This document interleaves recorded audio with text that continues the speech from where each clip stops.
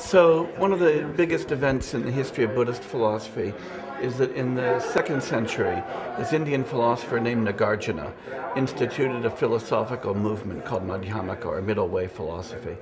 And his principal philosophical text is a text called, in Sanskrit, Mula Madhyamaka Karika, or fundamental verses on the middle way.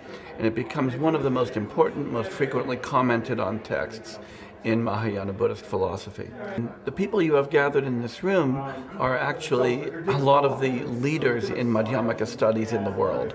Sandy Huntington, who is one of the other scholars involved, wrote a paper about recent interpretations of Madhyamaka in which he attacked a number of different approaches to reading Madhyamaka, including my own. Normally speaking, what we do is we read the text, and we don't talk about the ways in which we prepare ourselves to read the text and how that influences our reading. In other words, the presuppositions that we bring to our reading and how that influences the meaning we find. The argument between us is an argument not just about what Nagarjuna meant and what Nagarjuna was trying to do philosophically, but about methodology, about how you should go about reading classical Indian Madhyamaka texts, how you go about commenting on them, and the ways in which you bring Indian Madhyamaka texts into dialogue with contemporary philosophy in the West. The problems that were important in the 5th century are still very much alive today, for better or worse. And I don't think these problems are going to go away. These are not the kinds of things one finds a solution for. These are the kind of things that in the process of investigating them, one is somehow transformed, not by finding an answer, but by going deeper into the questions.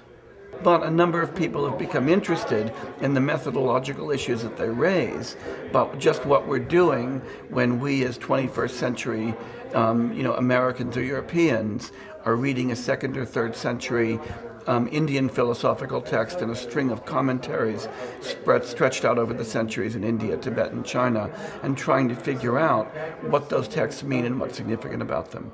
The way this has been constructed is to enhance the actual exchange of opinions in a slightly formalized dialogue format, a conversational format. That's unique, and it works in a tradition that has always favored debate as a way of getting at new understanding. We're good friends, by the way. Even though if you read the papers, it might sound as though we're going after each other. Everybody in this room are good friends. That's one of the things that makes it work for me.